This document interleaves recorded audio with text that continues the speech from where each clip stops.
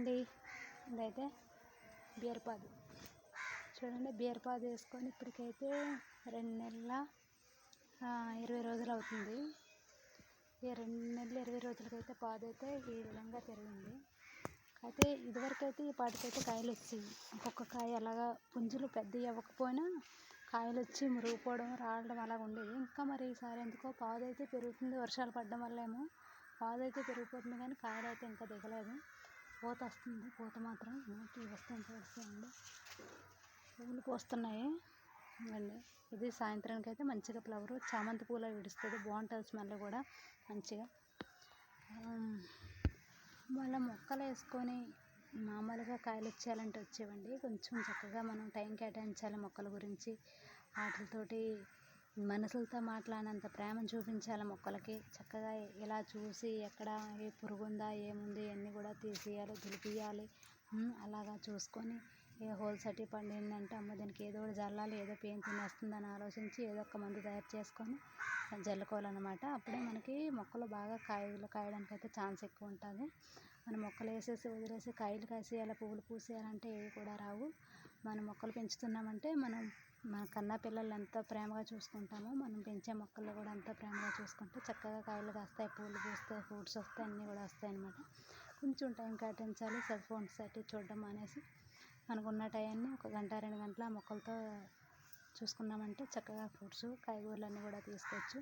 నా దగ్గర అయితే బీరకాయలు, బెండకాయలు, వంకాయలు, చిక్కుడుకాయ, తోటకూర, గోంగూర ఉంటాయి. మా వీడియో కానీ నచ్చితే లైక్ చేయండి, షేర్ చేయండి, సబ్స్క్రైబ్ చేయండి. నేను ఇంటి వరకు సరిపోగా నేను కాయగూరలు అయితే పండించుకుంటాను, పచ్చిమిరపకాయలు. అలాగే నాకు తినగా ఎక్స్ట్రా ఉంటే ఏమన్నా బయటకు ఎవరైనా తీసుకుంటే అమ్ముకుంటాను అన్నమాట. బీరకాయలు అవి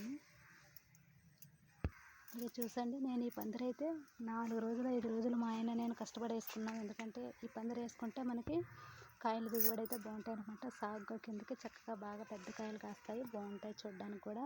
కిందనైతే ఎక్కువ కాయలు మురిగిపోతాయి అన్నమాట, అందుకే కిందన పెట్టుకోకూడదు.